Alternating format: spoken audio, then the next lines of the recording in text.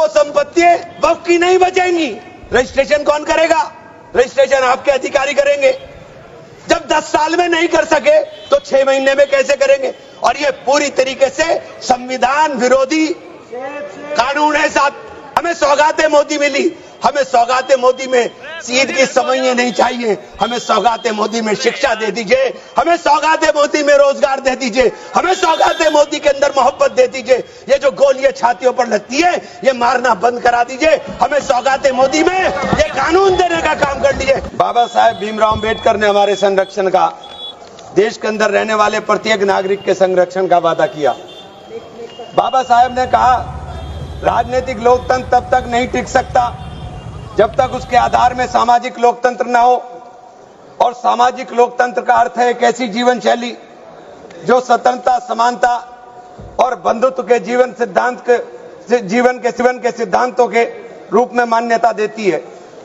मान्यवर, वक्फ बिल ला करके जिन्होंने इस वक्फ बिल को ड्राफ्ट किया, मुझे बड़ा ताज्जुब होता है बार बार। वक्फ के बारे में आपको जानकारी, वक्फ है क्या? वक्फ एक फरीजा है हर मुसलमान के लिए, जो जिसकी जो हैसियत है वो अपनी हैसियत के हिसाब से अपनी प्रॉपर्टी को या किसी भी चीज को अल्लाह की राह में वक्फ करता है। और इस वक्फ के जो ड्राफ्ट करने वाले लोग थे, जो उन्होंने बिल ड्राफ्ट किया था, उनमें मैक्सिमम लोग वो थे जिनको वक्फ के बारे में जानकारी नहीं थी।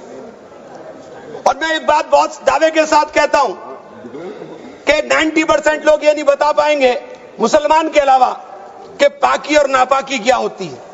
तो आप वक्फ को क्या जानेंगे? ये जो बार बार कह रहे हैं कि मुस्लिम में सदस्य, गैर मुस्लिम सदस्य शामिल होने चाहिए, नहीं होने चाहिए, वक्फ को मुसलमान समझता है, जानता है, इसकी जो जरूरत है उसको पहचानता है, इसलिए इस बात को कहा जा रहा है। वरना सारा प्रबंधन जो वक्फ बोर्ड का है वो तो सरकारों के ही हाथ में। लेकिन इसमें जो सबसे बड़ी बात है कि बार बार ये शोर मच रहा है, जेडीयू भी कहती है, टीडीपी भी कहती है और सहयोगी दल भी कहते हैं कि हमने वक्फ बाय यूजर को खत्म कराने का काम कर दिया। माननीय अध्यक्ष जी, मैं इसकी धारा 3R1 को, जिसके अंदर वक्फ बाय यूजर था, उसको हटा दिया गया।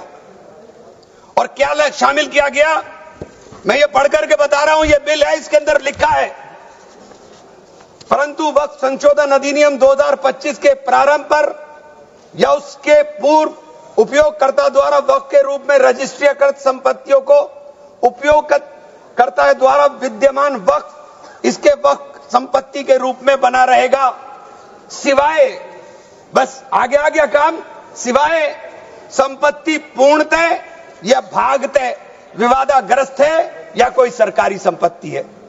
माननीय सभापति महोदय, 2005-6 में विभिन्न राज्य के बोर्डों द्वारा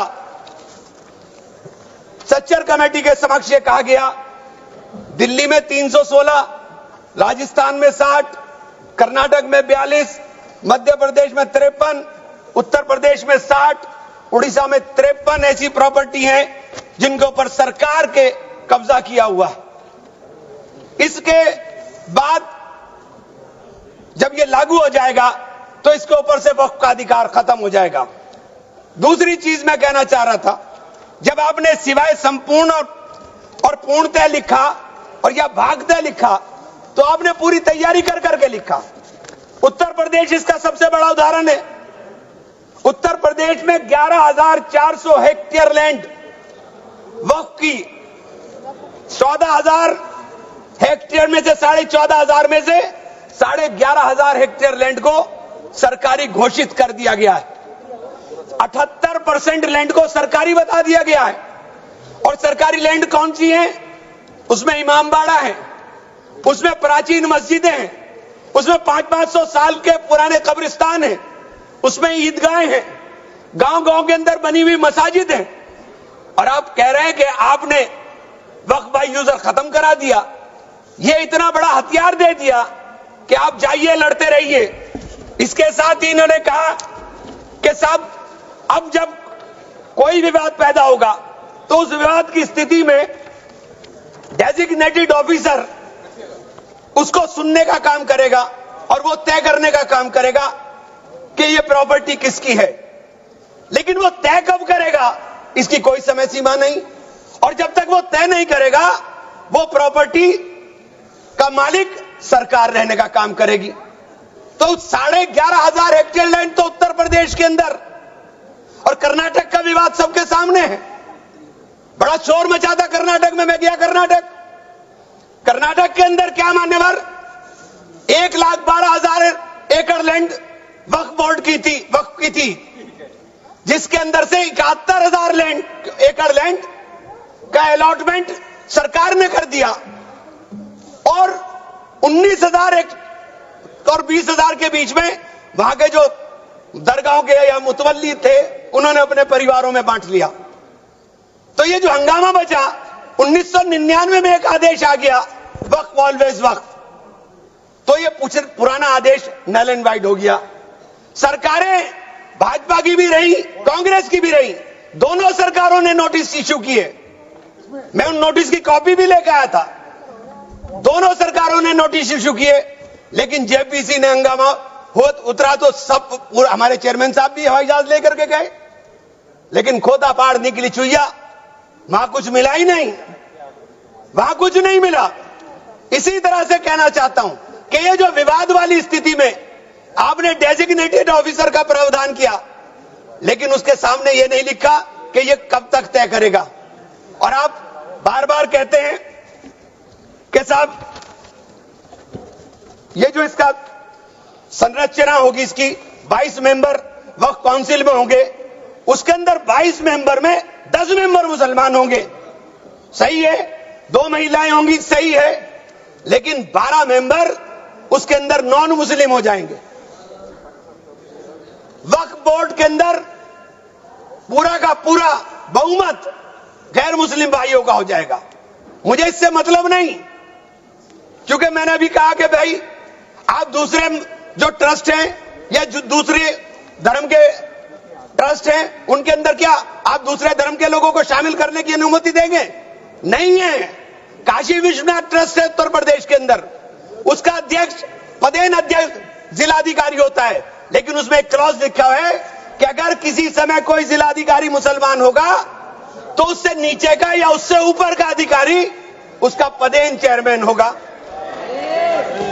आप मुसलमान के ऊपर यह शर्त लागू करते हैं, आप मुसलमान के ऊपर यह शर्त लागू करते हैं कि इसके ऊपर लिमिटेशन एक्ट विधेयक के खंड 40A की धारा 107 जो वक्फ संपत्तियों की समय सीमा को अधीन करता था, लिमिटेशन एक्ट लागू करता था, आपने हटा करके 108 और 41 में 108 और 108A को हटा दिया। 1995 का जो वक्फ अधिनियम है उसकी प्रायज्यता पर रोक लगा दी थी, जिसका अर्थ है कानूनी दावों के समय पाबंदी के बिना आगे बढ़ाया जा सकता है। अब आपने रास्ता खोल दिया वक्फ प्रॉपर्टीज के ऊपर मुकदमों के लिए। जो वक्फ प्रॉपर्टी पर कब्जा बैठ करे हुए लोग हैं, अब वो कब्जा धारक जाकर के एडवर्स पोजेशन का दावा कर सकता है और मालिकाना हक हासिल करने की बात कर सकता है। आपने जो अपराध करने वाले लोग हैं, जो कब्जा करने वाले लोग हैं, वो पहले गैर जमानती हुआ करता था, आपने उसे जमानती कर दिया, आपने उसे अधिकार दे दिया कि तुम कुछ भी करो, तुम्हें जमानत कराने की जरूरत नहीं है। तो आपने तो पूरा का पूरा खुला मैदान उसके सामने खड़ा कर दिया।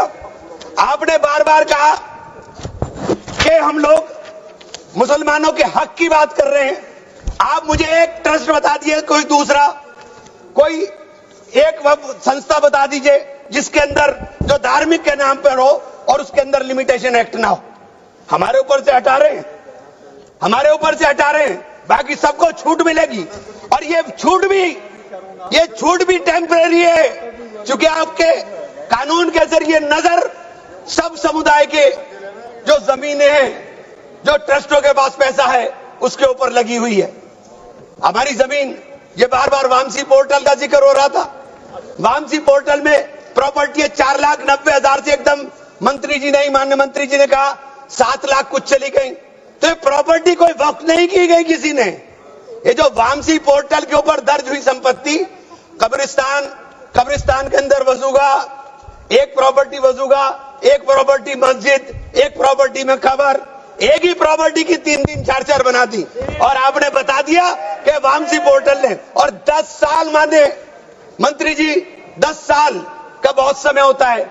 जो काम आप 10 साल में पूरी संपत्तियों का रजिस्ट्रेशन नहीं कर सके, मान्यवर प्लीज सब प्लीज आप मान्य नहीं, वामसी पोर्टल पर आपने बार 10 साल में काम नहीं कर सके। आप कह रहे हैं कि 6 महीने के अंदर सारी संपत्तियों का रजिस्ट्रेशन करा लेना, और सारी संपत्तियों का अगर रजिस्ट्रेशन नहीं होगा तो वो संपत्तियां वक्फ की नहीं बचेंगी। रजिस्ट्रेशन कौन करेगा? रजिस्ट्रेशन आपके अधिकारी करेंगे। जब 10 साल में नहीं कर सके तो 6 महीने में कैसे करेंगे? और ये पूरी तरीके से संविधान विरोधी कानून है। अनुच्छेद 14, अनुच्छेद 16, अनुच्छेद 26 और अनुच्छेद 25 का सीधे ओवरलैपिंग करने का काम करता है। आपसे अनुरोध है कि माननीय 2 मिनट का समय और दे दें। ये बार कहते हैं कि प्रैक्टिसिंग मुस्लिम।